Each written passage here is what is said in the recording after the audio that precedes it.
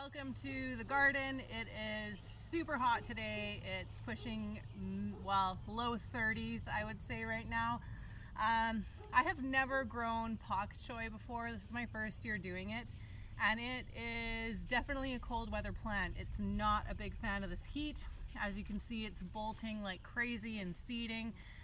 So this is the plant telling me that it's done producing, that it wants to now seed and die and what have you. So I have been harvesting quite a few leaves off of it just by harvesting them this way and using them, but I can't keep up with it, and these plants are they're just going crazy. So I've decided that I'm actually going to dehydrate all the Poc Choi and cut them all down to the stem here.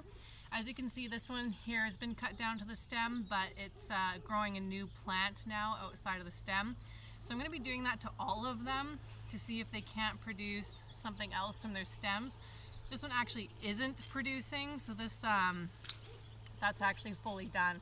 So this actually may be what turns out with a lot of them, is that this plant is just done for the season, just got too hot for it. Because I've never grown this before, I wasn't really sure what to expect. Obviously cold weather is what this plant likes. I might seed it again at the end of the summer and then let it grow into the fall so that we can have a bit more of a fresh harvest from it.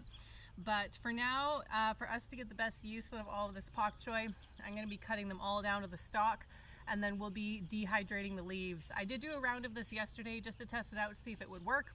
I'm really happy with the result, so that's why we're just going to chop all this down and start again. I don't know what these are called. I'll put the name on the video when I find it, but this is definitely the best tool to be cutting any type of greens, lettuce heads, what have you, because it really just slices it, makes a clean cut, and allows it to regrow like this. If you just sort of pick and pull and snap, then you damage the stalk and it won't want to reproduce. So when cutting like lettuce heads and stuff, which are behind me, this is really the best tool to be doing it with. So we're just going to take this guy, chop them all down. Now normally you want to kind of leave some of the actual plant to regrow, but there should be indication that it's actually going to grow, like some sort of leaf base or something. But again, because these have just bolted so quickly, I'm really not even sure that they're gonna give me another harvest. So I'll cut them off a couple inches from the bottom, but I don't know. My sense is that these are actually just gonna be done for the summer. And if we really want more of the Poc Choi, we're gonna have to seed and replant. It's not the worst case scenario. Everything's a learning experience. So now we know that Poc Choi actually does grow really well, maybe a little too well, and we'll know better how to keep an eye on that for future crops. So as you can see, this tool really is just a wonder, and it leaves nice trimmed tops so that if there is a potential for there to be more growth, then the plant can do that.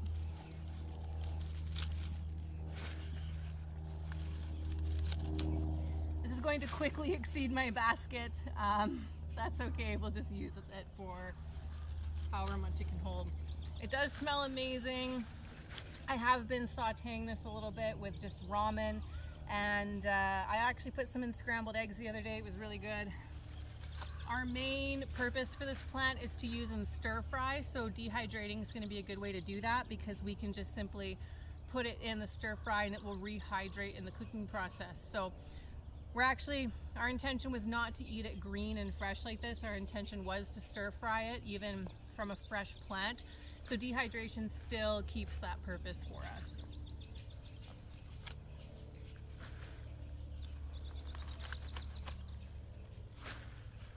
It's only, it's late June right now, so it feels kind of funny to be emptying a whole bed, a whole variety this early in the summer. But considering this is our first year growing this and we really didn't know what to expect, you just kind of got to roll with those punches. Yeah, I think this is bolted too much for there to be any regrowth. I'll give it a couple days before I completely tear the bed out and completely pull this out, just to see if it will regrow. Like I said, this one is regrowing a little bit here, but I'm really not sure that that's going to be the case for the rest of them. I think they might be done for.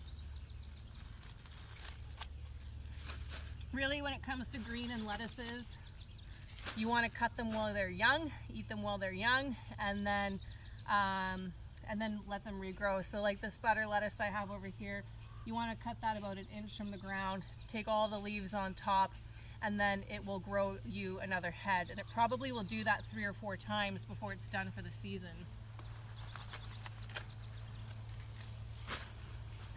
I have more pak choi back here, really overrun with it, so let's go grab that and finish up here.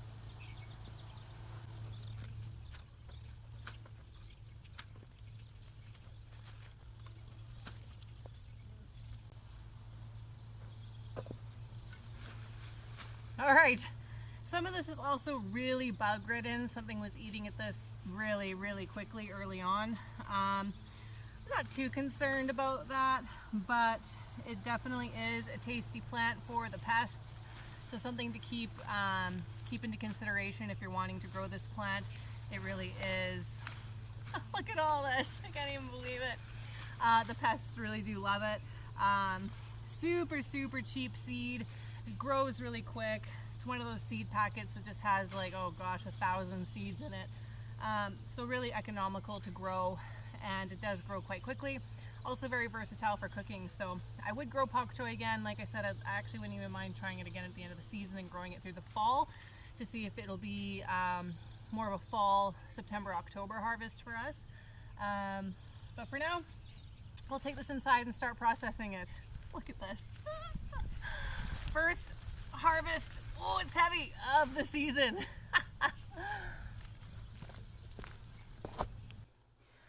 Okay, first things first here is we're going to sort through the pak choi and figure out what we actually want to dehydrate and keep, and what is probably just going to go to the chickens or the compost. You don't really want to be dehydrating leaves that are already deteriorating or really, really yellow. So this is something I'm going to get rid of. This is something that's kind of on the fence for me. It is full of holes and bug ridden, so we'll probably get rid of that. Something like this would be keepable. That nice green shape. It's nice and firm. It's holding its shape. Has a little bit of bug bites on the tips, but I'm not too worried about that. So that's probably one we'll keep. So we kind of want to go through this and decide what we're actually going to deal with and what we're going to get rid of.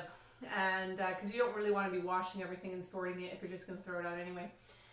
So we'll go through this, kind of figure it out, make some judgment calls as we go.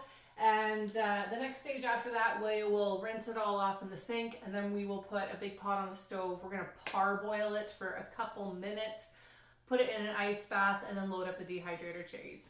But first and foremost, let's figure out who's staying and who is going.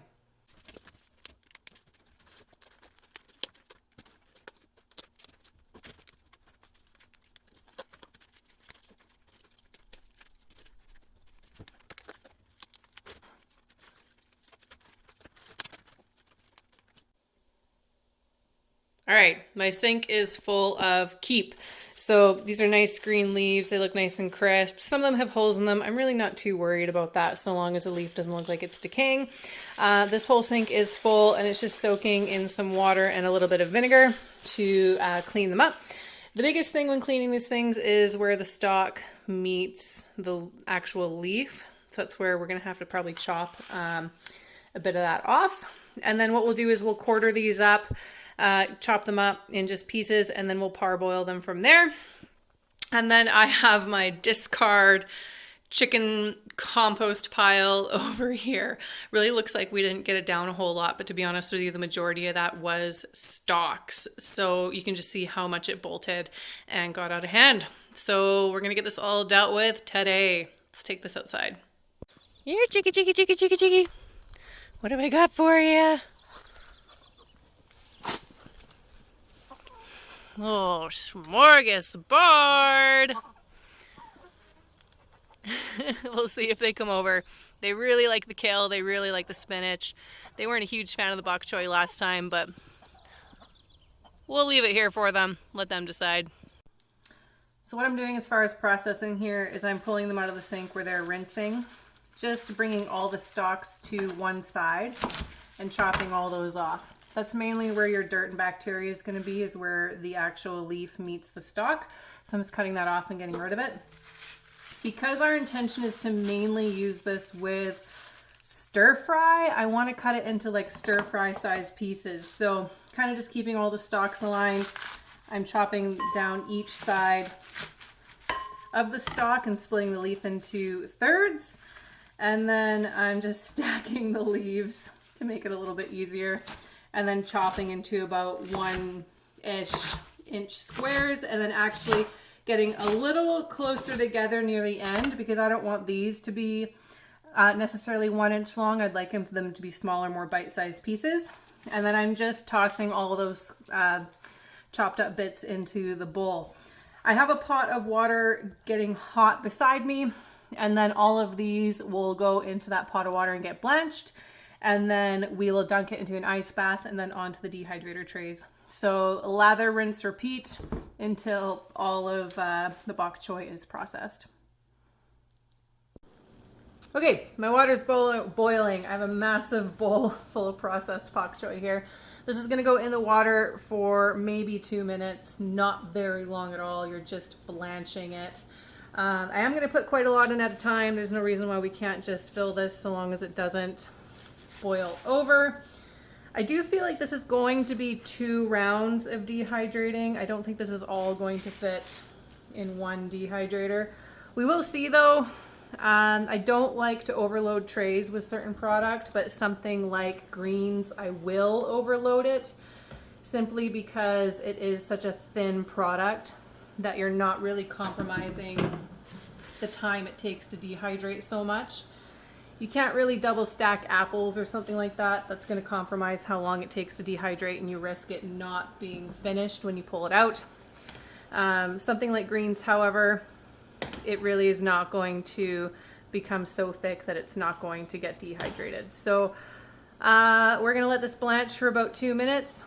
We're then going to scoop it out with my giant scooping ladle and put it into an ice bath so it stops the cooking process. Looks like we'll have 2 rounds to do this round, and then we'll do this one right after.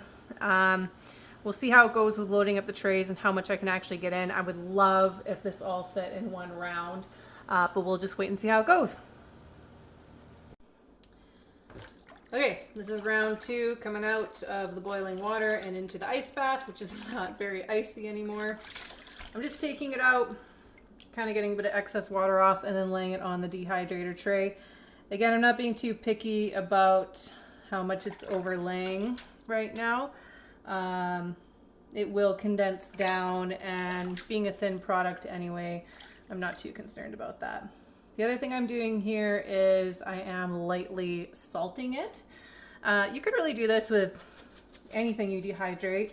You could even like sugar apples or whatever, but this actually makes it a really nice snack just like that if you salt it. But your call. It's not a requirement. It's just something I'm doing. This is my 5th tray. They are all stacked on top of each other right now because my dehydrator's in the shop outside. We like to run the dehydrator in the shop so it doesn't heat the house up too badly. So I'm just going to stack them here and carry them out when I'm done.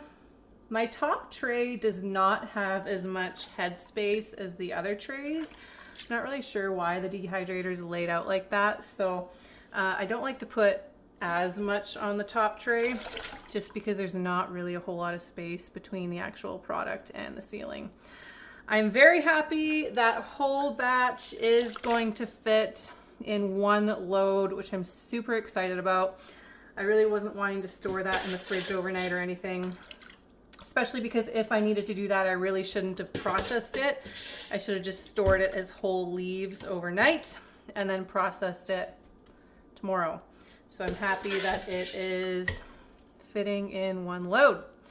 All right, I think that's good enough. Let's take this outside, get her going.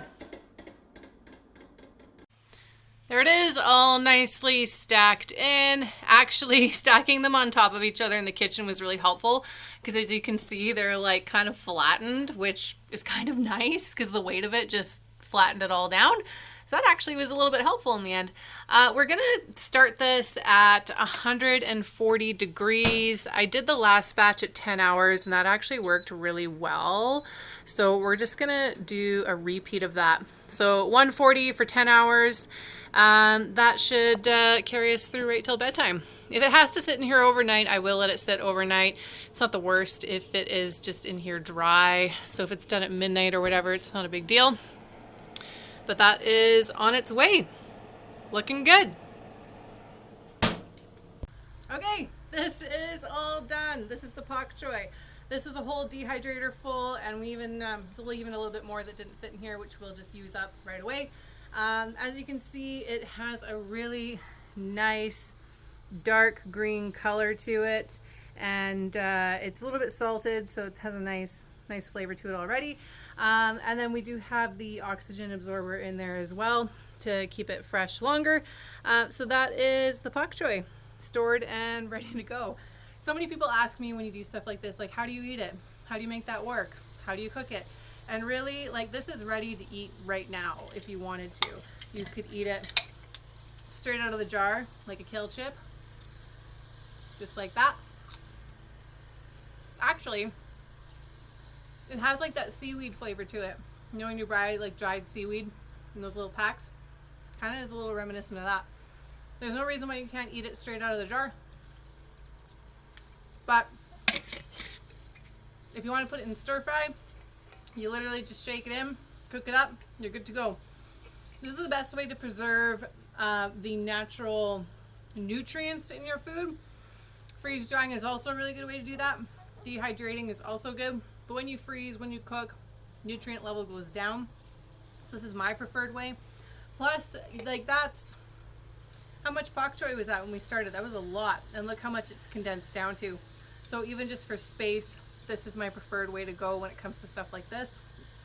This is my first time doing Poc Choi. I've done spinach a lot. I love dehydrated spinach. But I'm looking forward to seeing how this works in different meals and such. Anyway, dehydrating Poc Choi.